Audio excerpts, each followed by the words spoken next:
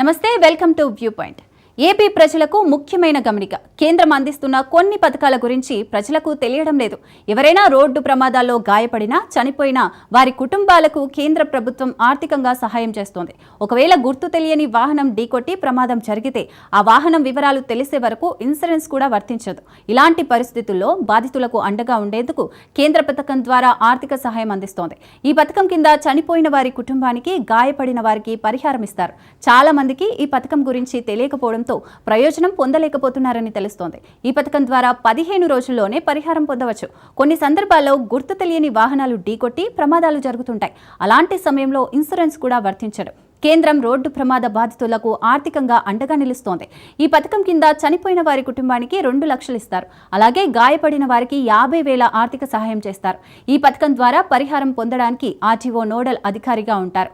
ప్రమాదం జరిగిన బాధితులు ఎఫ్ఐఆర్, ఆధార్ కార్డు, ఇతర వివరాలను ఆర్టీఓకు అందించాలి. ఆర్టీఓ ఆ వివరాలను పరిశీలించి కలెక్టర్కు పంపుతారు.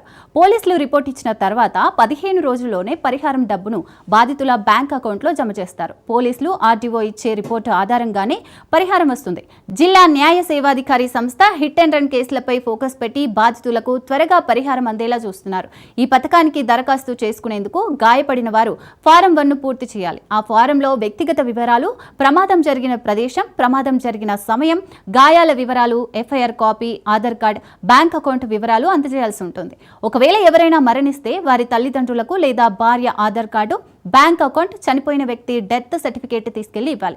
ఒకవేళ రోడ్డు ప్రమాదం జరిగి ప్రైవేట్ ఆసుపత్రిలో చికిత్స పొంది పరిహారం పొందాలనుకుంటే ఫారం 4తో పాటు ఆసుపత్రి బిల్లులు అందజేయాల్సి ఉంటుంది. అనంతరం అధికారులు అప్లికేషన్ను పరిశీలించి ఫారం 2, ఫారం 3 నమోదు చేసి కలెక్టరేట్లోకి సి సెక్షన్కు పంపుతారు.